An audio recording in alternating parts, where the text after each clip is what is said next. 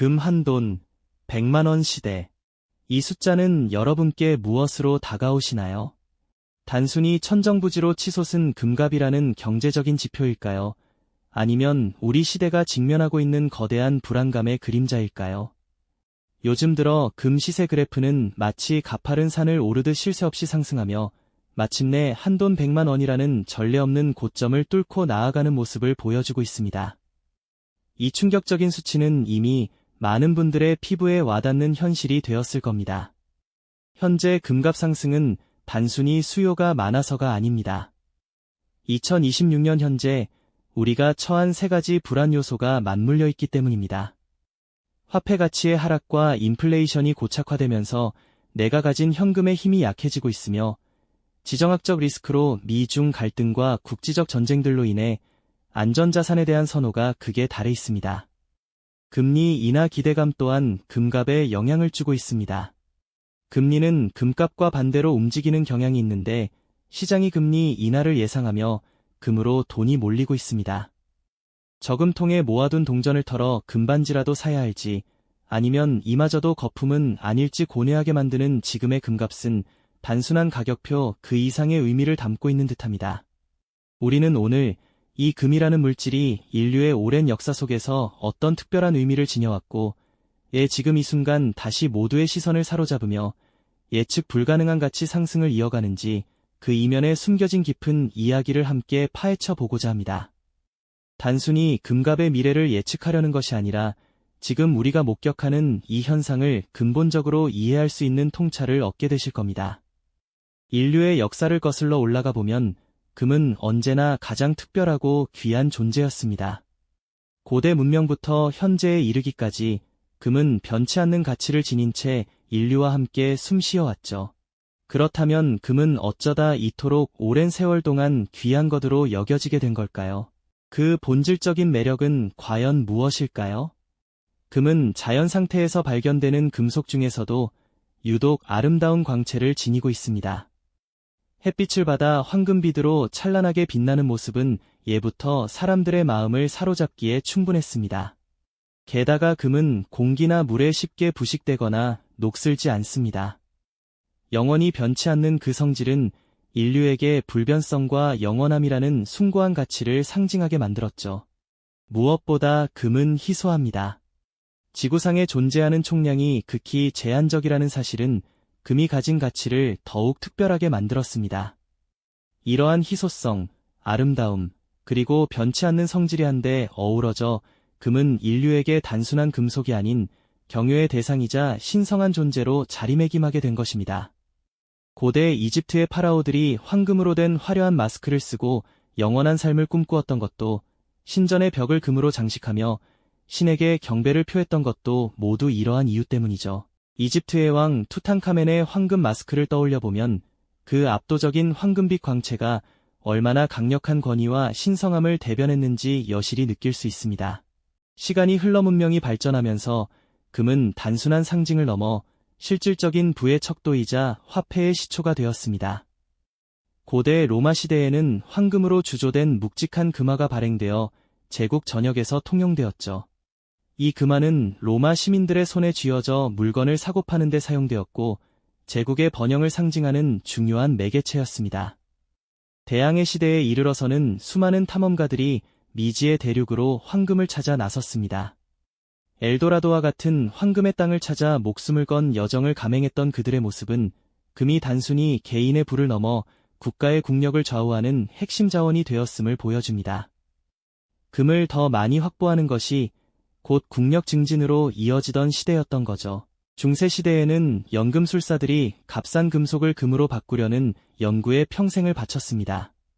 비록 실패로 끝났지만 이는 금이 가진 가치가 얼마나 절대적이고 모든 이의 열망을 불러일으키는 존재였는지를 단적으로 보여주는 사례가 아닐까요?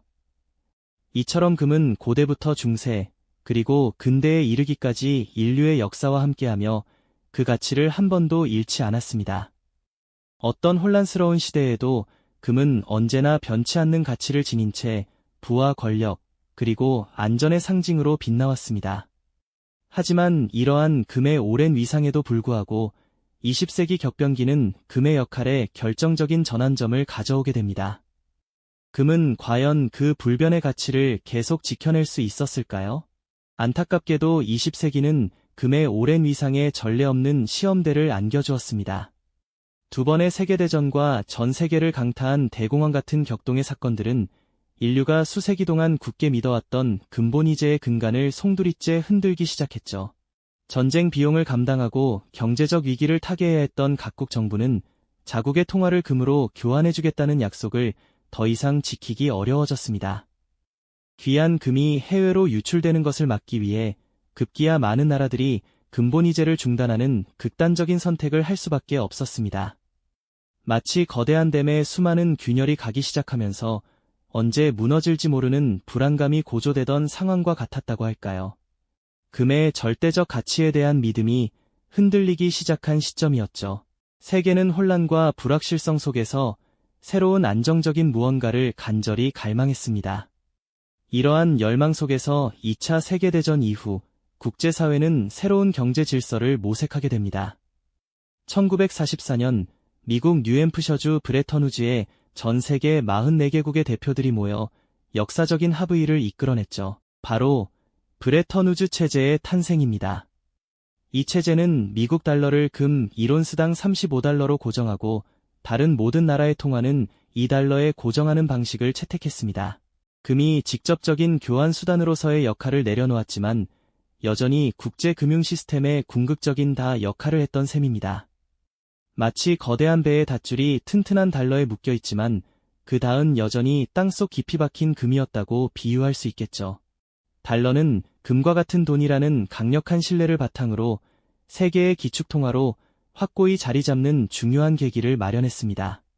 하지만 이렇게 견고해 보였던 브레턴우즈 체제에도 균열은 서서히 찾아오기 시작했습니다. 베트남 전쟁으로 막대한 비용을 지출하고 무역 적자가 눈덩이처럼 불어나면서 미국은 달러를 금으로 바꿔달라는 전 세계 각국의 요구에 직면하게 됩니다. 미국의 금 보유량은 급격히 줄어들고 국제시장에는 달러가 넘쳐나는 상황이었죠. 마치 통장 잔고는 계속 줄어드는데 인출 요구는 걷잡을 수 없이 빗발치는 은행과도 같았다고 할까요? 결국 1971년 8월 15일 리처드 닉슨 당시 미국 대통령은 전 세계를 충격에 빠뜨리는 역사적인 선언을 합니다. 바로 미국 달러와 금의 교환을 더 이상 하지 않겠다는 이른바 닉슨 쇼크였습니다. 이는 브레턴우즈 체제의 종말을 공식적으로 알리는 선언이었고 20세기 금의 역사에서 가장 극적인 그리고 결정적인 전환점이었습니다. 이 순간 금은 수천 년간 인류의 화폐로서 누려왔던 공식적인 지위를 완전히 잃게 됩니다. 더 이상 특정 국가의 통화 가치를 보증하는 수단이 아니게 된 거죠. 금은 이제 국가의 개입 없이 자유롭게 시장에서 거래되는 하나의 상품으로 그 성격이 전환되었습니다. 많은 경제학자와 투자자들은 금의 시대가 끝났다고 생각했습니다. 그 가치가 폭락할 것이라는 비관적인 전망이 쏟아져 나왔고 금은 한동안 갈 곳을 잃은 듯한 모습을 보이기도 했습니다. 마치 왕좌에서 내려온 왕처럼 금은 자신의 존재 이유와 새로운 역할을 스스로 찾아야 하는 미지의 상황에 놓이게 된 것입니다. 과연 금은 이 거대한 변화 속에서 자신의 불변하는 가치를 다시 증명해낼 수 있었을까요? 하지만 금은 그렇게 쉽게 역사의 뒤안길로 사라질 존재가 아니었습니다. 오히려 이 새로운 환경 속에서 자신의 진정한 가치를 재정립하기 시작했습니다. 공식적인 화폐의 역할은 내려놓았지만 사람들은 여전히 예측 불가능한 혼란스러운 시대에 변치 않는 가치를 지닌 안전한 자산을 갈망했습니다. 인플레이션이 발생하거나 경제가 불안정할 때 혹은 지정학적 위기가 고조될 때마다 사람들은 본능적으로 금을 찾았죠. 안전자산이라는 새로운 이름표를 달고 금은 다시금 빛을 발하기 시작한 것입니다.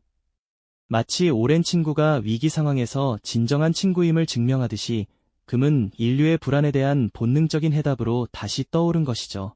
금은 이제 국가의 개입 없이 오직 시장의 수요와 공급, 그리고 인류의 신뢰를 바탕으로 스스로의 가치를 증명해야 하는 시대를 맞이했습니다.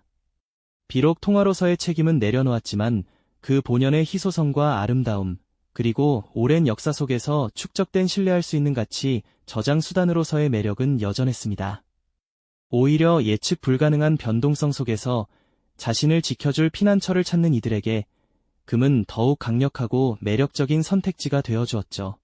이렇게 20세기 후반부터 21세기 초반에 이르기까지 금은 새로운 시대에 맞춰 자신의 역할을 유연하게 재조정하며 다가올 격변의 시대를 차분히 준비하고 있었습니다. 이 과정에서 금은 단순한 금속을 넘어 인류의 불안과 희망이 복합적으로 투영된 거울처럼 변화무쌍하면서도 불변하는 가치를 지니게 된 것이죠. 금의 새로운 여정은 이제 막 시작되고 있었습니다. 하지만 그 새로운 여정의 시작은 결코 순탄치 않았습니다. 21세기의 문턱을 넘어서며 인류는 전에 없던 거대한 경랑과 마주하게 되었고, 이 파고 속에서 금은 다시금 그 존재감을 뚜렷이 드러내기 시작했죠. 수많은 기업들이 휘청거리는 혼돈 속에서 은행들의 신뢰는 땅에 떨어졌고, 사람들은 눈에 보이는 모든 것이 불안정하다고 느꼈죠. 이 절망적인 상황 속에서 변치 않는 가치를 지닌 금은 마치 폭풍우 속의 등대처럼 빛나 보였습니다. 전통적인 금융 시스템에 대한 믿음이 흔들리자 사람들은 손에 잡히는 실물 자산, 특히 오랜 역사 속에서 그 가치를 증명해온 금에 대한 갈망을 키워갔습니다. 금은 더 이상 단순한 투자 상품이 아니라 예측 불가능한 미래로부터 자신을 지켜줄 최후의 보루이자 피난처가 되어준 것입니다. 미증유의 팬데믹이 전 세계를 휩쓸었을 때도 마찬가지였습니다. 2020년 갑작스럽게 찾아온 바이러스는 도시를 봉쇄하고 사람들의 일상을 멈춰 세웠죠. 감염병의 공포와 함께 미래에 대한 불확실성이 극대화되면서 사람들은 다시 한번 금을 찾기 시작했습니다. 마스크로 가려진 얼굴에는 불안감이 역력했지만 금은방으로 향하는 발걸음만큼은 확신에 차 있었죠. 이는 단순히 자산을 지키려는 행위를 넘어 미지의 공포 앞에서 최소한의 안정을 확보하려는 인간 본연의 몸부림처럼 느껴졌습니다.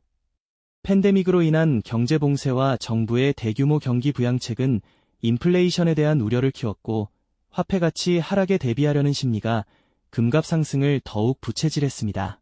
그리고 최근에는 예측 불가능한 지정학적 긴장과 분쟁들이 세계 곳곳에서 불거지며 인플레이션이라는 또 다른 그림자를 드리웠습니다.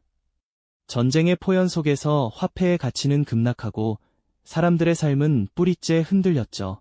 이런 혼란 속에서 금은 단순히 부를 축적하는 수단을 넘어 위기 상황에서 가족과 자신을 보호할 수 있는 실질적인 방패이자 신뢰할 수 있는 유일한 피난처로 다시금 각광받게 되었습니다. 주식시장의 폭락을 알리는 뉴스 헤드라인과 함께 금괴를 옮기는 은밀한 손길이 포착되는 것은 이 시대의 불안정한 단면을 여실히 보여주는 장면이 아닐 수 없습니다. 이처럼 2008년 금융위기부터 팬데믹, 그리고 현재의 지정학적 불안정에 이르기까지 현대사회의 예측 불가능한 위기들은 금의 가치를 끊임없이 재조명하고 끌어올렸습니다. 금은 단순한 투자 상품을 넘어 격변하는 시대 속에서 인류가 기댈 수 있는 가장 견고한 안전 자산으로서 그 역할을 극대화하며 다시 한번 빛을 발하게 된 것이죠. 금의 이러한 역할 강화는 인류가 직면한 거대한 불안감과 깊은 연관이 있습니다. 그리고 마침내 우리는 금 한돈 100만 원이라는 전례 없는 시대에 도달했습니다. 이 숫자는 단순한 가격표일까요? 아니면 우리가 살아가는 이 시대가 직면한 거대한 불안의 그림자일까요? 온라인과 오프라인 금 거래소는 활기를 띠고 사람들은 스마트폰 화면을 통해 시시각각 변하는 금 시세를 숨죽여 지켜보고 있습니다. 금 한돈 100만 원 시대는 단순히 금값이 고점에 도달했다는 경제적 현상을 넘어섭니다. 이는 어쩌면 앞으로의 세계 경제와 사회의 방향을 암시하는 중요한 지표일지도 모른다는 생각을 해보게 되죠. 과거에는 상상하기 어려웠던 이 놀라운 가격은 인류가 수천 년간 추구해온 절대적 가치에 대한 믿음이 현대사회의 불안과 만나 폭발한 결과라고 할 수 있을 겁니다. 금값이 더 오를 것이라는 낙관적인 전망과 함께 지금은 거품이니 조심해야 한다는 경고의 목소리도 끊이지 않습니다. 전문가들은 방송에 나와 열띤 토론을 벌이고 개인 투자자들은 고뇌의 참 표정으로 금괴 이미지 위에 드리워진 그림자를 응시하죠. 과연 금은 영원히 상승할까요?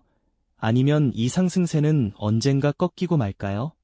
이 질문은 단순히 금 투자에 대한 고민을 넘어 우리가 어떤 시대에 살고 있으며 무엇을 믿고 의지해야 할지에 대한 근본적인 질문을 던집니다. 금 한돈 100만 원이라는 숫자는 단순한 경제 현상이 아닙니다. 우리가 살아가는 이 시대의 불안과 욕망, 그리고 미래에 대한 희망과 의구심을 가장 극명하게 보여주는 거울과도 같은 것이죠. 인류의 역사 속에서 금이 끊임없이 안전을 찾아 헤매는 본능적 탐색의 결과였다는 깊은 통찰을 얻는 순간이기도 합니다. 과연 이 금의 여정은 어디로 향하게 될까요? 금 한돈 100만 원이라는 숫자가 주는 압도적인 무게감. 그 앞에서 우리는 망설일 수밖에 없습니다. 하지만 여러분, 역사는 우리에게 분명한 길을 보여주었습니다. 이 길은 늘 반복되었고, 그때마다 준비된 자만이 자신의 삶을 지켜냈다는 사실을 말이죠. 그렇다면 이 혼돈의 시대, 우리는 과연 어떻게 움직여야 할까요? 막연한 공포를 이겨내고 내 소중한 자산을 지키기 위한 3가지 현실적인 대응 전략을 지금 공개합니다. 첫째, 금은 수익이 아니라 보험으로 대하세요. 가장 위험한 생각은 남들이 돈 벌었다니까 나도 지금 사서 한탕하겠다는 마음입니다. 금은 나를 부자로 만들어주는 도구가 아니라 경제라는 거대한 배가 난파될 때 나를 띄워줄 구명보트입니다. 전체 자산의 5에서 10%, 딱 그 정도가 적당합니다. 둘째, 올인하지 말고 시간을 사십시오. 고점인지 저점인지는 아무도 모릅니다. 그래서 우리는 분할 매수라는 가장 강력한 무기를 써야 합니다. 금값이 떨어지면 더 많이 사고 오르면 조금 적게 사면서 평균 단가를 맞추는 것이죠. 매달 일정한 금액을 떼어 적금을 붓듯 금을 모으세요. 가격의 등락에 일희일비하지 않고 시간의 힘을 믿을 때 비로소 금은 여러분의 가장 든든한 아군이 되어줄 것입니다. 자산 증식이 목적이라면 KRX금 시장이나 금 뱅킹처럼 세금 혜택이 크고 사고팔기 쉬운 방식을 먼저 고려하세요. 자식에게 물려줄 보석이 아니라 내 노후를 지킬 자산이라면 단 1%의 수수료라도 아끼는 것이 진정한 고수의 전략입니다. 금값이 더 오를지 꺾일지는 신의 영역일지도 모릅니다. 하지만 분명한 것은 우리는 어떤 상황이 와도 대비가 되어 있어야 한다는 점입니다. 오늘 우리가 나눈 이야기가 단순히 금이라는 금속을 넘어 여러분의 노후를 지탱하는 단단한 지혜의 기둥이 되었기를 바랍니다. 여러분의 지금 금을 사는 것이 기회라고 보시나요? 아니면 위험이라고 보시나요? 댓글로 여러분의 소중한 의견을 들려주세요. 긴 영상 시청해주셔서 감사합니다.